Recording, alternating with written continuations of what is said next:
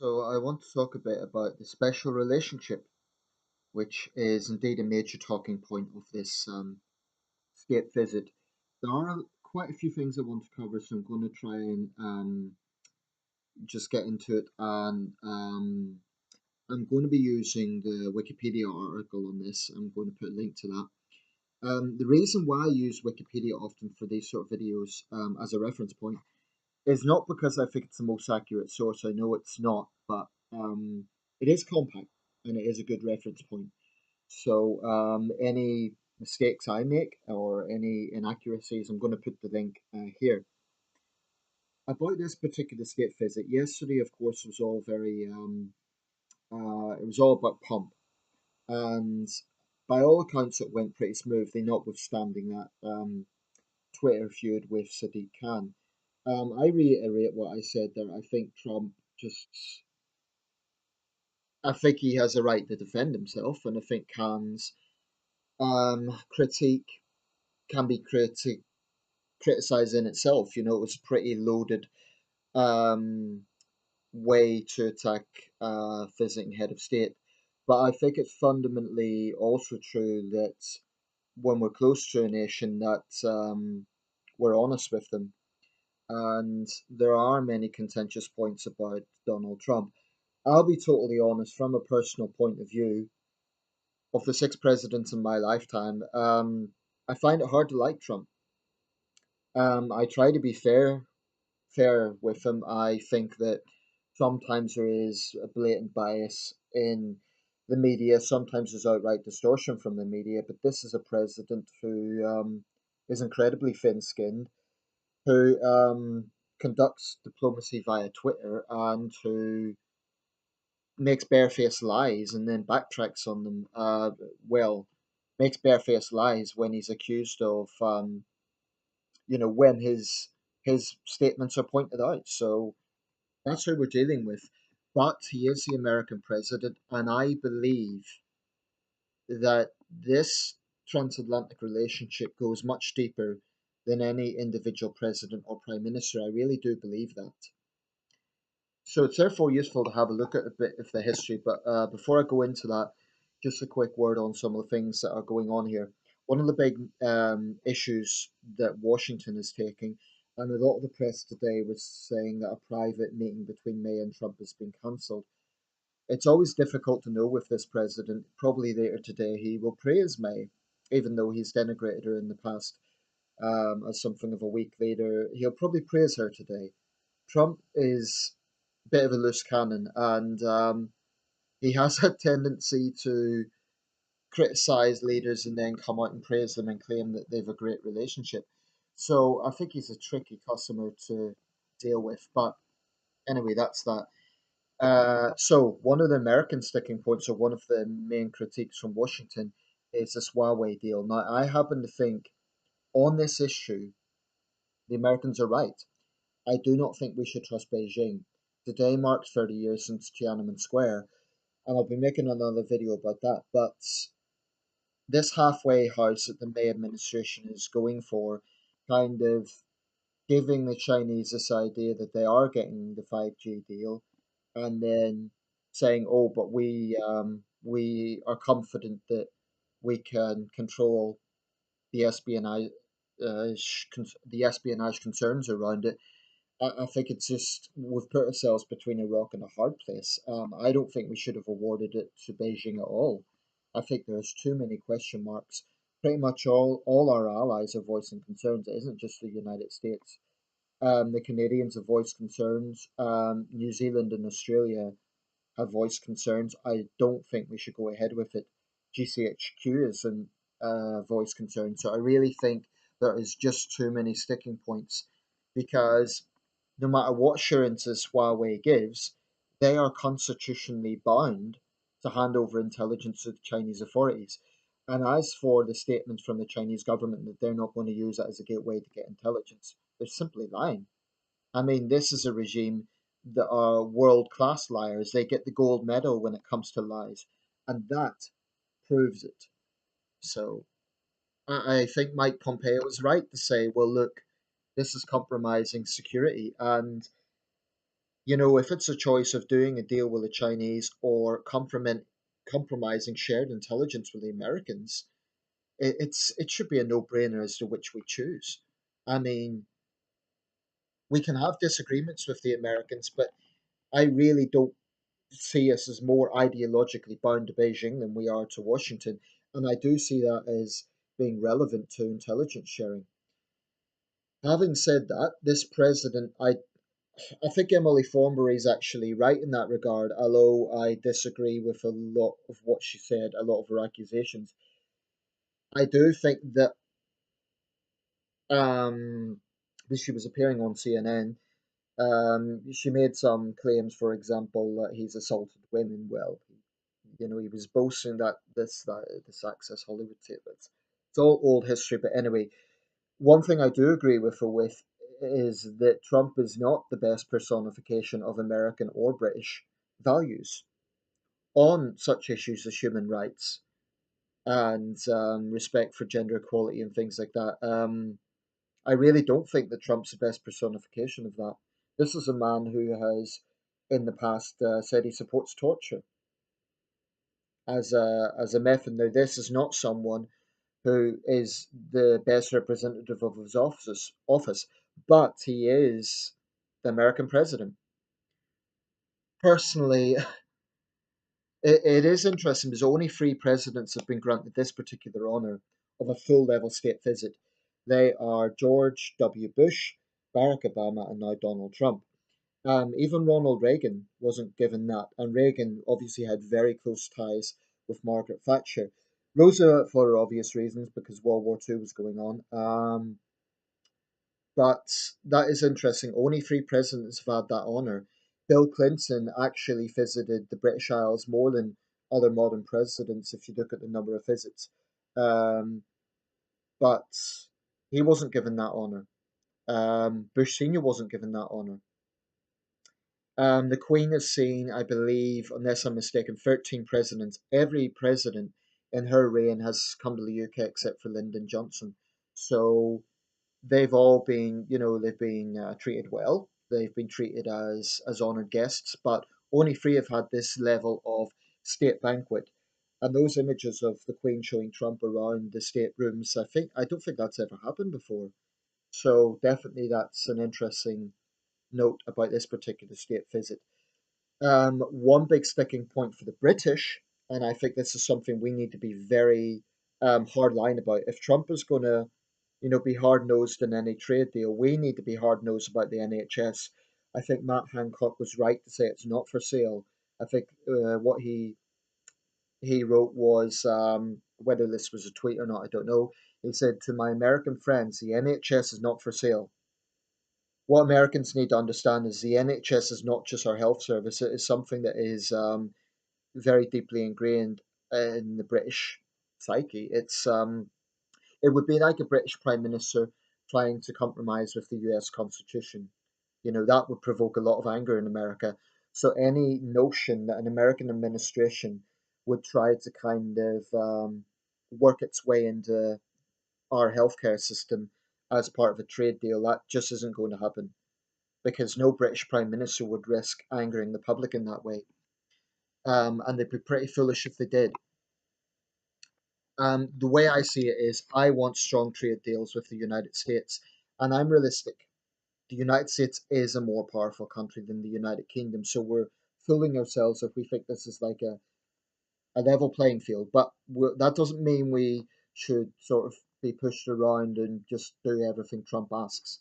However, on Huawei, I think that they're right. On the NHS, I think we're right. So, I'm sure that there will be ways that we can work out a trade deal. However, the trade we do with the United States, as important as it is, it cannot simply be the alternative to trade with the EU. What we need to do is trade with both.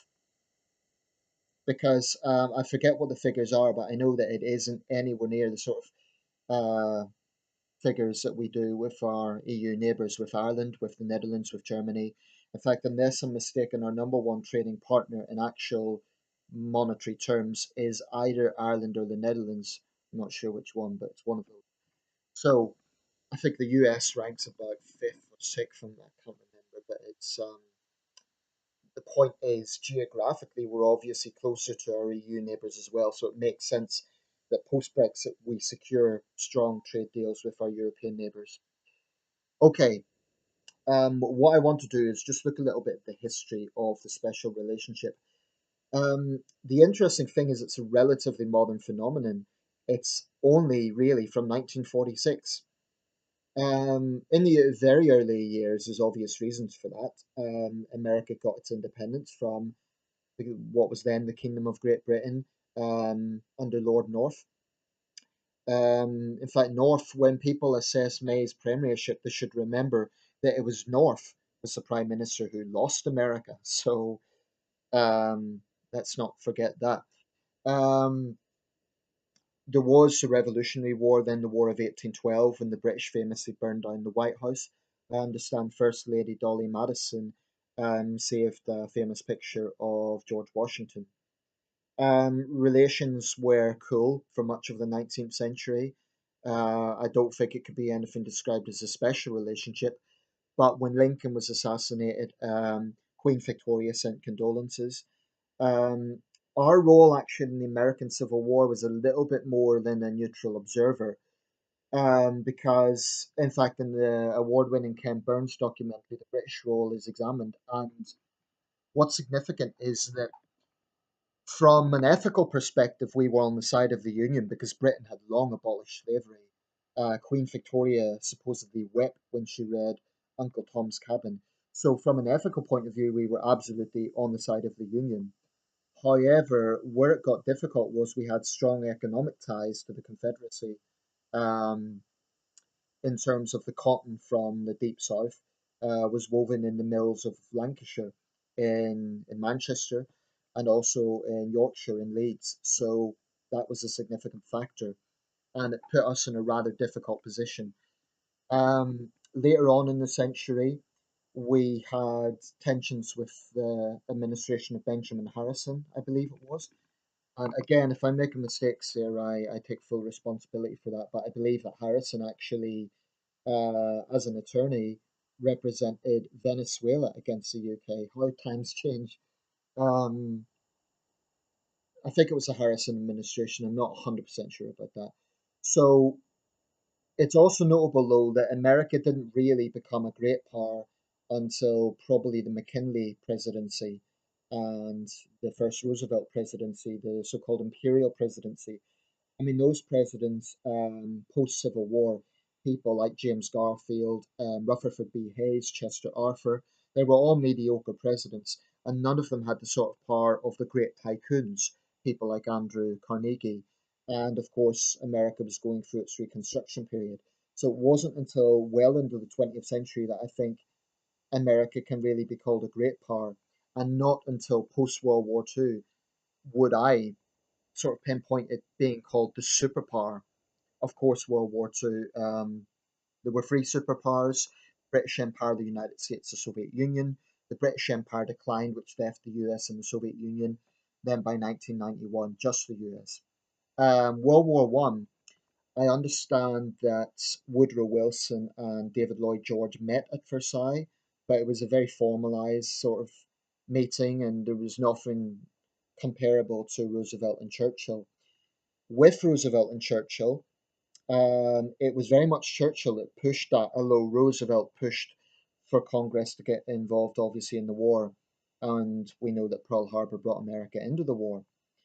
So, contrary to saving our ass, um, Britain stood alone in 1940 among the great powers. There were very brave resistance movements in Europe, in France, in the Netherlands, in Poland, but Britain as a major power really did stand alone in Europe for all of 1940 and much of 1941. And that's no disrespect to the brave people of Norway or other countries, but I'm talking about the great powers. Um, so if we take it from them, a very important treaty was signed or joint agreement. It was, I believe, known as the UK US agreement or US UK agreement, which is today known as Five Eyes. This was signed in 1948. It was about intelligence sharing, and this is unique. No other countries in the world are comparable in this level of intelligence sharing as that between the UK and the US, particularly, but also the UK, US, Australia, Canada, and New Zealand. These five countries, I believe, are incredibly important um, as an alliance. And the US and the UK are obviously a core part of that. So Churchill and Roosevelt don't really need any introduction there. Two great wartime leaders, along with Stalin, but Stalin was a communist, so um, the mistrust of the Soviet Union began even before World War II ended in the Battle of Berlin. As early as that, there was mistrust of the Soviet Union. So the Roosevelt Churchill relationship was obvious. Roosevelt died suddenly in 1945. Churchill, I think it's fair to say, had a good working relationship with Harry Truman, although not as close. The Potsdam Conference occurred when Churchill was out of office, so Attlee and Truman, and this was, of course, the beginning of the Cold War. Um, where we can see some tensions arising, Churchill then later came back in the early 50s. Churchill and Eisenhower had an interesting relationship because, of course, Eisenhower being Allied commander during D-Day, but there were some tensions there. Eden and Eisenhower. There's no getting away from this. There was very serious tensions at the time of the Suez Crisis, 1956, when the United States and Canada actively opposed the British and French role in that, to the point of denouncing it at the United Nations. Then the Macmillan administration worked hard to patch up the differences there. Now, Macmillan and Kennedy, this is an interesting one. It was a relatively short time, about the same length of time as May and Trump, January 61 to October 63, when Macmillan left office. Um, this is an interesting one because, on one hand, they had a very strong relationship. Kennedy is sometimes described as seeing Macmillan almost in a fatherly way. I mean, his father was very much alive, but Macmillan was well into his 60s, Kennedy only in his 40s. I think the two men personally liked one another. However, there were tensions between their administration, something known as the Skybolt crisis, which I admit I only came across yesterday. Um, and this is when the Kennedy administration abruptly cancelled a joint project without consultation. The Macmillan administration wasn't happy about that, obviously, and it got to the point where Dean Acheson, Kennedy's former Secretary of State, challenged publicly the special relationship. Macmillan was furious about this. However, I think that the ties between the two men were still strong. So there were tensions over. I'm not going to get into all the details, but it's known as the Sky. Let me just get this exactly. The Skybolt crisis. It's worth looking into a bit more. By the time of Kennedy's assassination, we had a new Prime Minister, Sir Alec Douglas Home, and Britain was shocked by that, as much of the world was. I think both Macmillan and Douglas Home were genuinely saddened by Kennedy's passing. Um, but there were serious tensions at that time. Um, Kennedy actually visited Macmillan, albeit in a private capacity. It wasn't a full state visit, but it was at Macmillan's own home. So whatever tensions were going on between the two administrations, I think the two men had quite a strong relationship, and that's significant. Now, Lyndon Johnson and Harold